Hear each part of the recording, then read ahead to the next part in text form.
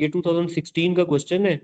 इसमें उसने कहा है जी कि पॉइंट ए एंड बी है position vector relative to origin O A दिया है, ओ बी दिया है, लाइन एल है, वेक्टर इक्वेशन ये दी है। Show that the line passing through A and B does not intersect this. इसका मतलब है कि आपको ओ ए और ओ बी यानी एक लाइन लेनी है जो कि ए और बी से थ्रू हो रही है, तो आपको इस लाइन का सबसे पहले डायरेक्शन वेक्टर रिक्वायर्ड होगा। वो बन जाना है ओ b minus o a 2 0 and 3। ये ओ बी था, ओ ए की वैल्यू 1 1 एंड 1 माइनस कर दें,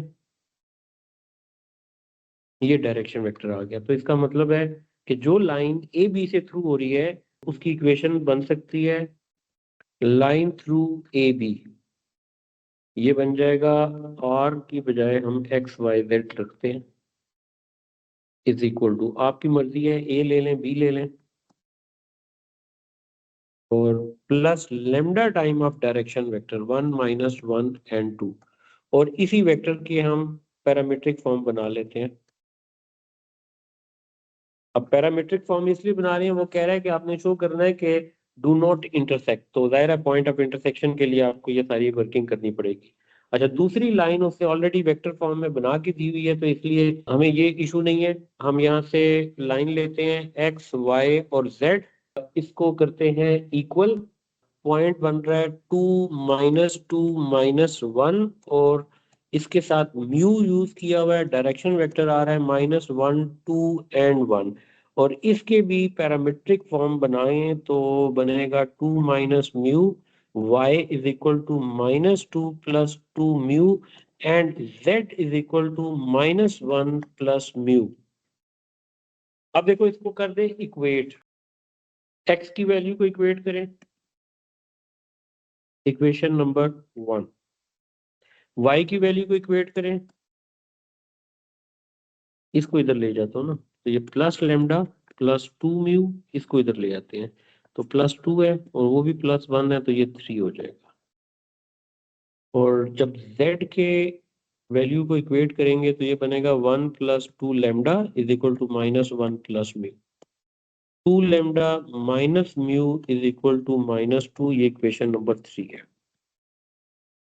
अच्छा, अब की बार हम ऐसा करते हैं कि 1 और 2 के अलावा कोई और इक्वेशन लेते हैं। मसलन मैं लिखता हूँ सॉल्विंग इक्वेशन 1 और 3। इस समय 1 और 3 को सॉल्व करते हैं simultaneously. Lambda plus mu is equal to 1 and 2 lambda minus mu is equal to -2, तो ये लें जी कैंसिल हो जाएगा। 3 lambda is equal to -1, lambda की वैल्यू आ गई -1/3। आपकी मर्जी है, इसे जिस मर्जी में पुट कर दें। हमने जैसे 1 और 3 सॉल्व किया ना, 1 और 3 में से किसी में पुट करना है, तो मैं जैसे इसे करते देता हूँ put in 1 -1/3 + mu is equal to 1, इसमें पुट किया है तो म्यू की वैल्यू बन जाएगी 1 + 1/3 and mu is equal to 2/3।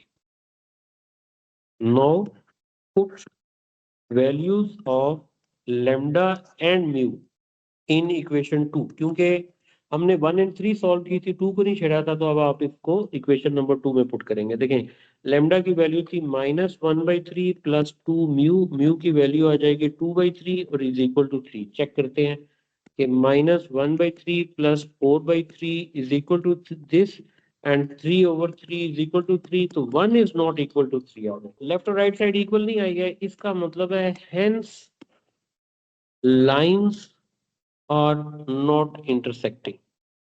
अब ये इंटरसेक्टिंग नहीं है, तो इसका मतलब है सो आप कह सकते हैं कि लाइंस आर स्क्यू। ये ले, ये हमारा एक पार्ट कंप्लीट हो गया इस क्वेश्चन का। 4 मार्क्स का क्वेश्चन था, ये कंप्लीट हो गया। अब सेकंड पार्ट में कह रहे हैं show that the length of perpendicular from a to line l is this one. पहले तो आप इस क्वेश्चन को जरा ड्रॉ कर ले। मसलन मैं ये लाइन लेता हूँ और ए पॉइंट को मैं यहाँ पे लिख लेता हूँ, ए पॉइंट के कोऑर्डिनेट, ए पॉइंट को एज अ कोऑर्डिनेट लिखूं तो 1 1 बनेगा, ये ए आ गया।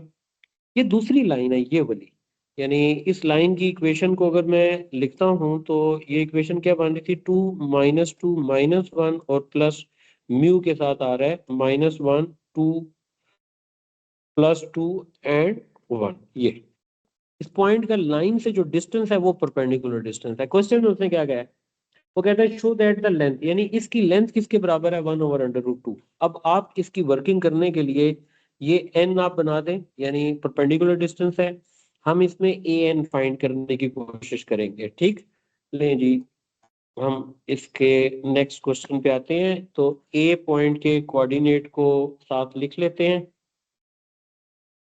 जो लाइन ये वाली है इसकी पैरामीट्रिक फॉर्म हमने ऊपर बनाई हुई है, ये वाली पैरामीट्रिक फॉर्म है। तो जब वो n की फॉर्म में लिखा जाएगा तो यहाँ पे आना चाहिए था x, y और z। ये देखें, ये इसकी x की वैल्यू, y की वैल्यू और z की वैल्यूज है। तो आप इसको इस पॉइंट में x, y, z की जगह ये वैल्यूज पुट करते हैं। तो n के कोऑर्डिनेट बनेंगे 2 माइनस म्यू, -2 + 2 म्यू और -1 + म्यू। ओके, अब an वेक्टर बना लें।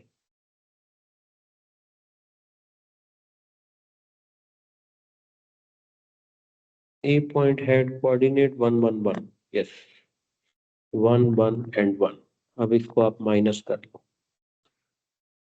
2 - 1 1 minus mu, -2 - 1 -3 + 2 mu and -1 - 1 -2 + mu। लेंगे ये an वेक्टर आ गया। अब जरा डायग्राम पे दोबारा आ जाए।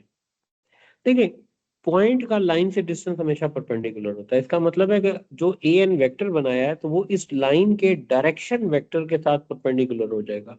ये डायरेक्शन वेक्टर है। तो जब आपने वेक्टर को लाइन से परपेंडिकुलर चेक करना होता है ना, तो हम वेक्टर an लेंगे और लाइन का डायरेक्शन वेक्टर लेंगे, उन दोनों का डॉट प्रोडक्ट निकालेंगे।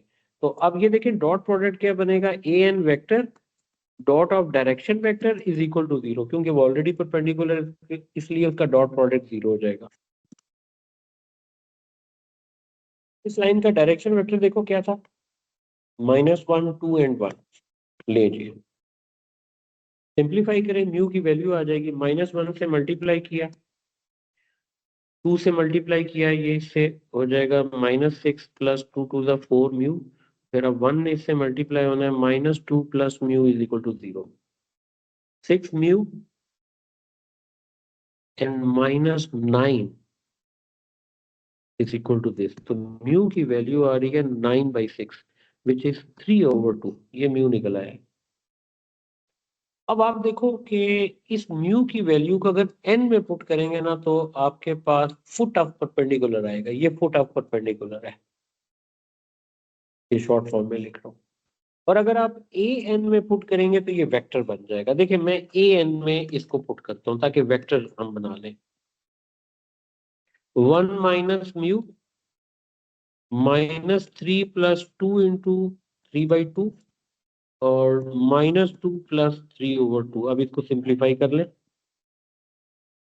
1/2 2 2 से कैंसिल, 0 और 4 और -1/2। ये आ गया जी ए एन वेक्टर। अब आप ए एन वेक्टर की लेंथ ले लें, तो ये लेंथ क्या शो करेगी, परपेंडिकुलर लेंथ। और उसने यही कहा कि परपेंडिकुलर लेंथ हमने प्रूव करनी थी 1/√2। ये देखो जी 1/2 स्क्वायर + 1/2 स्क्वायर हो गया, √0 को मैंने छोड़ दिया है। 1/4 + 1/4 आंसर कितना आ जाएगा, 2/4। अंडर रूट कटिंग करेंगे, 1/2 अंडर रूट, और इसको भी सिंप्लीफाई करें 1/√2 आ जाएगा। यही चीज हमने प्रूव करनी थी। ले जी